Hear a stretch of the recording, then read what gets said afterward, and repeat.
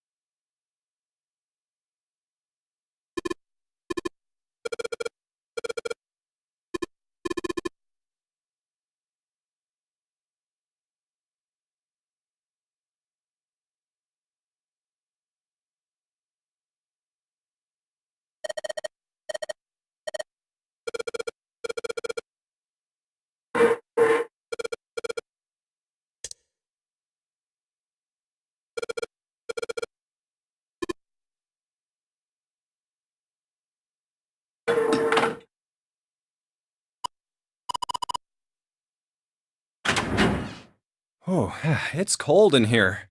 What is this place? Are you blind? It's a freezer. Oh, no way. That's way too cold for me. I'll freeze solid in seconds. Sorry, but I'm afraid I'll have to pass on this one. I'm going to leave the rest to you. Oh, whoa. It's really cold in here. Hey, you don't need to be in here. You had a fever just a little bit ago. You should stay outside. We got this. No, I'm fine. My fever's gone now. But...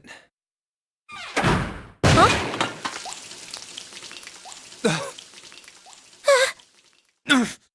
No! Why did it suddenly close? Ah! The knob's frozen! But why?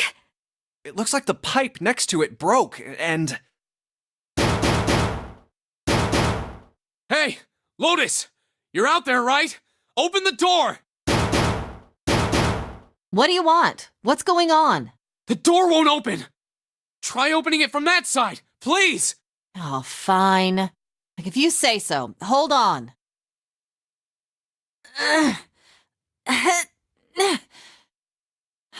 It's no use. It won't budge. You've got more people in there. You figure it out. Oh. God damn it.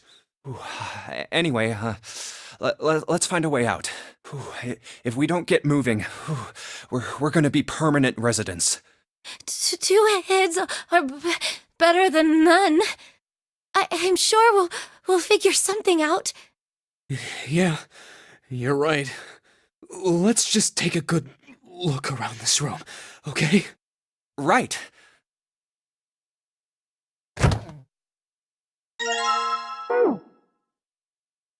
Dry ice is just frozen carbon dioxide, right? Yeah, it is. I wonder how warm it has to get for it to turn back into gas again. Hell if I know. How is that gonna help us anyway? Oh, well, I figured we might be able to use it to get out of here. Carbon dioxide sublimation point is negative 109 degrees. Any warmer than that, and it'll turn into gas. Any lower, and it becomes a solid. Oh, how do you know that? Despite my looks, I'm the the queen of random knowledge. Looks bad to mess up when you're showing off. Oh, you're so cold your mouth's going numb? Yeah, that's right. You're just doing that on purpose, aren't you? Come on, guys. Don't you think that's kind of weird? I wonder why it doesn't turn into a liquid first.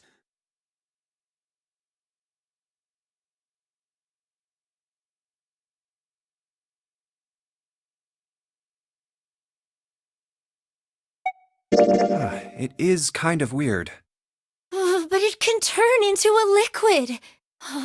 Carbon dioxide turns to liquid if you put it under high enough pressure. But at 1 atmosphere, normal air pressure... It won't turn into a liquid, right? That's right. Instead of melting, it'll do what's called sublimating and change immediately from a solid state to a gaseous one. See, that is weird. Water's a liquid between 32 degrees and 212 degrees. So why isn't that the case for carbon dioxide? There's a kind of ice that doesn't turn into liquid when it goes above 32 degrees. Huh? I heard about it. Its melting point is 96 degrees. Ice with a melting point of 96 degrees? You mean there's water that freezes at 96 degrees? Yeah, well, you could also look at it as ice that won't melt until it's 96 degrees. So what's this ice with a melting point of 96 degrees called?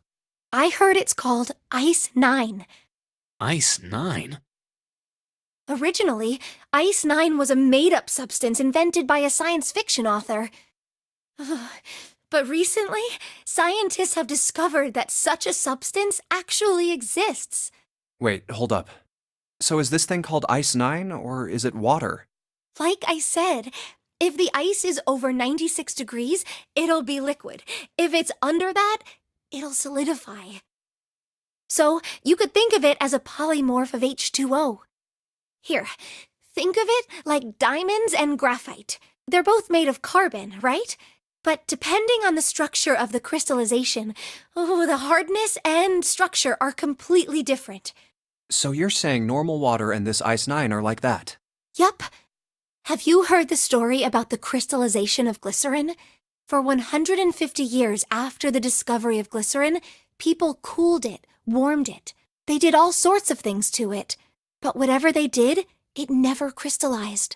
However, one day in 1920, some glycerin on its way to England by ship was discovered to have crystallized during the trip. Scientists around the world wanted to research this new crystallized form of glycerin and asked for seeds. Oh, a seed is a sample of the original crystallized substance. With a seed crystal, further crystallization of glycerin would be easy. However, something very strange happened. Not only did the glycerin encouraged by seed crystals begin to crystallize, even the samples nearby did, even though they were tightly sealed. And it didn't end there. After that day, it doesn't matter where in the world it is. All glycerin crystallizes naturally when cooled to less than 64 degrees. Before that day, no matter how glycerin was cooled, it refused to crystallize. But once the crystallization had begun, it was almost like, how do I put it? It was almost like all the glycerin in the world was communicating in some way that we can't sense. And now it's happening everywhere.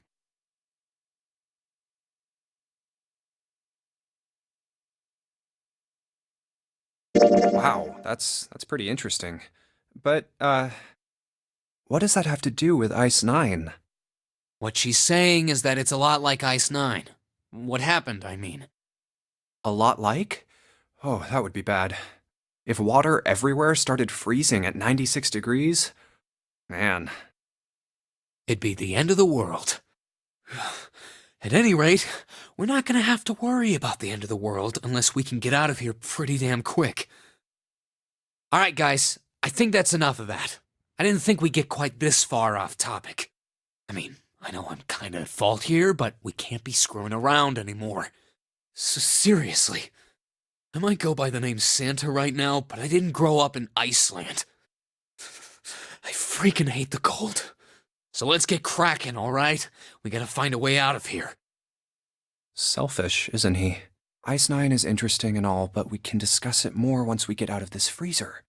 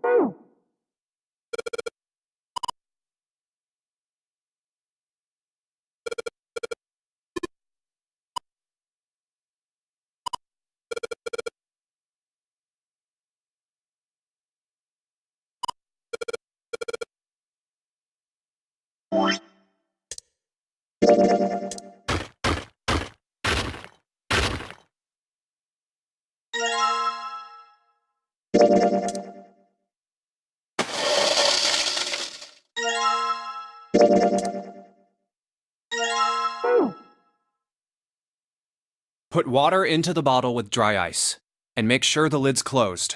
Now I just have to put this makeshift bomb on the doorknob. Alright, that's set. So, what do we do now? We just need to give it a little, tap. The bottle's already about to pop. If we just throw a rock or something at it, it'll go off all on its own. A small rock. Huh.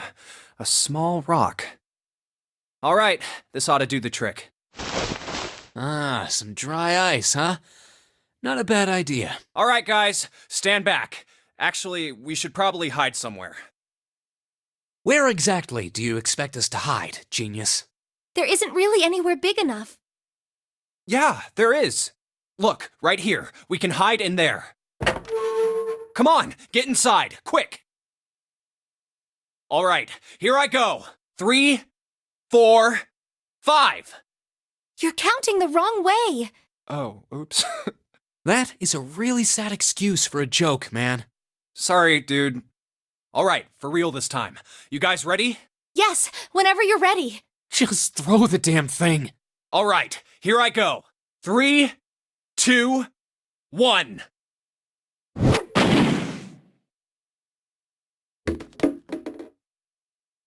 Jump the ice on the door. Is it gone? Yeah, it's gone.